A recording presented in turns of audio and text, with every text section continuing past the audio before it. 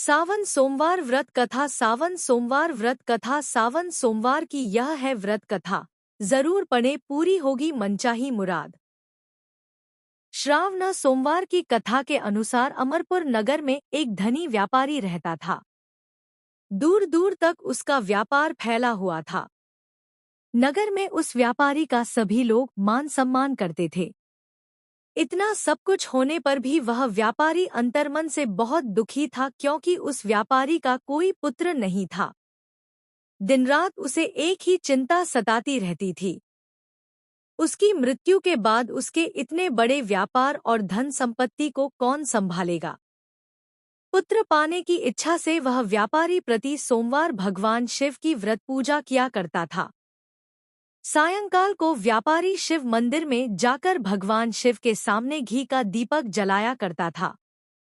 उस व्यापारी की भक्ति देखकर एक दिन पार्वती ने भगवान शिव से कहा, हे प्राणनाथ, यह व्यापारी आपका सच्चा भक्त है।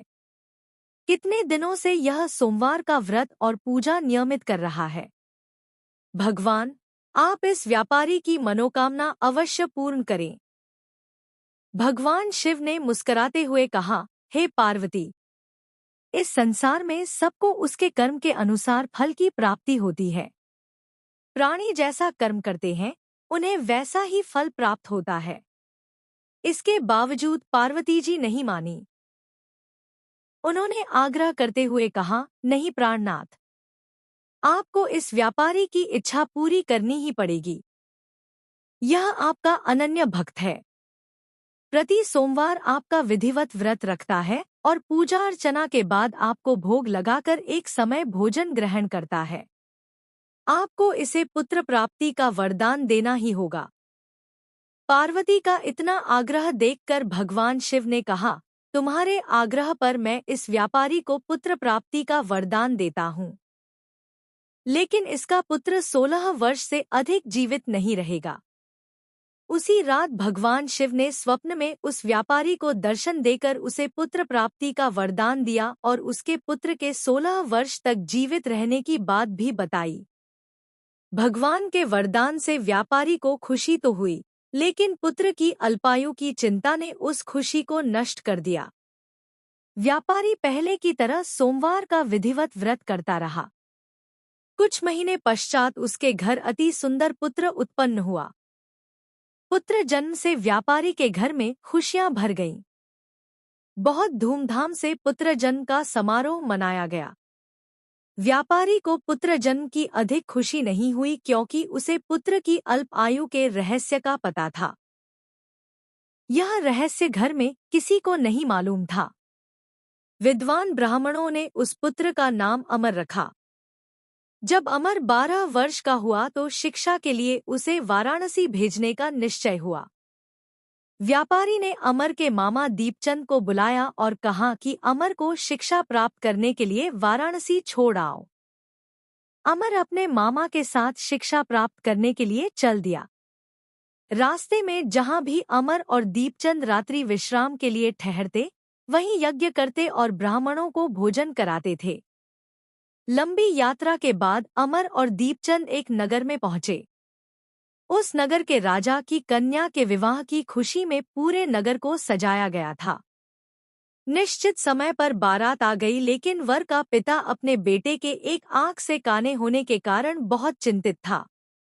उसे इस बात का भय सता रहा था कि राजा को इस बात का पता चलने पर कहीं वह विवाह से इनकार न कर दे। इससे उसकी बदनामी होगी। वर के पिता ने अमर को देखा तो उसके मस्तिष्क में एक विचार आया। उसने सोचा, क्यों न इस लड़के को दूल्हा बनाकर राजकुमारी से विवाह करा दूं। विवाह के बाद इसको धन देकर विदा कर दूंगा और राजकुमारी को अपने नगर में ले जाऊंगा। वर के पिता ने इसी संबंध में अमर और दीपचंद से बात की। दीपचंद ने धन मिलने के लालच में वर के पिता की बात स्वीकार कर ली। अमर को दूल्हे के वस्त्र पहनाकर राजकुमारी चंद्रिका से विवाह करा दिया गया। राजा ने बहुत सा धन देकर राजकुमारी को विदा किया। अमर जब लौट रहा था तो सच नहीं छिपा सका और उसने राजकुमारी की ओढ़नी पर लिख दिया, राजकुमारी चंद्रिका, तुम्हारा विवाह तो मेरे साथ हुआ था। मैं तो वाराणसी में शिक्षा प्राप्त करने जा रहा हूँ। अब तुम्हें जिस नवयुवक की पत्नी बनना पड़ेगा वह कान्हा है। जब राजकुमारी ने अपनी ओढ़नी पर लिखा हुआ पढ़ा तो उसने काने लड़के के साथ जाने से इनकार कर दिया। राजा ने सब बातें जानकर राजकुमारी को महल में रख लिया। उधर अमर अपने मामा दीपचंद के साथ वाराणसी पहुंच गया। अमर ने गुरुकुल में पढ़ना शुरू कर दिया। जब अमर की आयु 16 वर्ष पूरी हुई तो उसने एक यज्ञ किया। यज्ञ की समाप्ति पर ब्राह्मणों को भोजन कराया और खूब अन्न वस्त्र दान किए। रात को अमर अपने शयन कक्ष में सो गया। शिव के वरदान के अनुसार शयनावस्था में ही अमर के प्राण पखेरु उड़ गए। सूर्योदय पर मामा अमर को मृत देखकर रोने पीटने लगा। आसपास के लोग भी एकत्र होकर दुख प्रकट करने लगे। मामा के रोने विलाप करने के स्वर समीप से गुजरते हुए भगवान शिव और माता पार्वती ने भी सुने। पार्वती जी ने भगवान से कहा, प्राणनाथ, मुझसे इसके रोने के स्वर सहन नहीं हो रहे। आप इस व्यक्ति के कष्ट अवश्य दूर करें। भगवान शिव ने पार्वती जी के साथ अदृश्य रूप में समीप जाकर अमर को देखा तो पार्वती जी से बोले, पार्वती, यह तो उसी व्यापारी का पुत्र है। मैंने इसे 16 वर्ष की आयु का वरदान दिया था। इसकी आयु तो पूरी हो गई। पार्वती जी ने फिर भगवान शिव से निवेदन किया, हे प्राणनाथ, आप इस लड़के को जीवित करें, नहीं तो इसके माता पिता पुत्र की मृत्यु के कारण रो रो कर अपने प्राणों का त्याग कर देंगे। इस लड़के का पिता तो आपका परम भक्त है, वर्षों से सोमवार का व्रत करते हुए आपको भोग लगा रहा है। पार्वती के आग्रह करने पर भगवान शिव ने उस लड़के को जीवित होने का वरदान दिया और कुछ ही पल में वह जीवित होकर उठ बैठा। शिक्षा समाप्त करके अमर मामा के साथ अपने नगर की ओर चल दिया। दोनों चलते हुए उसी नगर में पहुंचे जहां अमर का विवाह हुआ था। उस नगर में भी अमर ने यज्ञ का आयोजन किया। समीप से गुजरते हुए नगर के राजा ने यज्ञ का आयोजन देखा। राजा ने अमर को तुरंत पहचान लिया।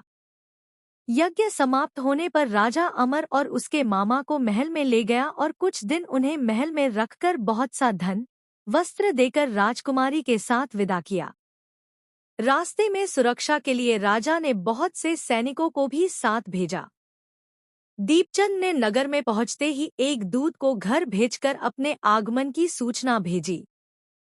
अपने बेटे अमर के जीवित वापस लौटने की सूचना से व्यापारी बहुत प्रसन्न हुआ।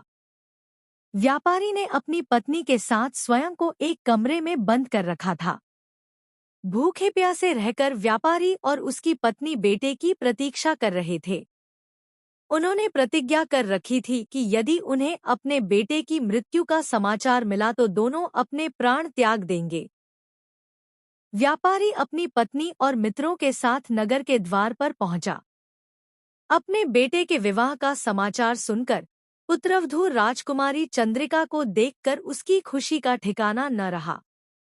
उसी रात भगवान शिव ने व्यापारी के स्वप्न में आकर कहा, हे श्रेष्ठी, मैंने तेरे सोमवार के व्रत करने और व्रत कथा सुनने से प्रसन्न होकर तेरे पुत्र को लंबी आयु प्रदान की है। व्यापारी बहुत प्रसन्न हुआ। सोमवार का व्रत करने से व्यापारी के घर में खुशियां लौट आईं। शास्त्रों में लिखा है कि जो स्त्री पुरुष सोमवार का विधिवत व्रत करते और व्रत कथा सुनते हैं, उनकी सभी इच्छाएं पूरी होती हैं।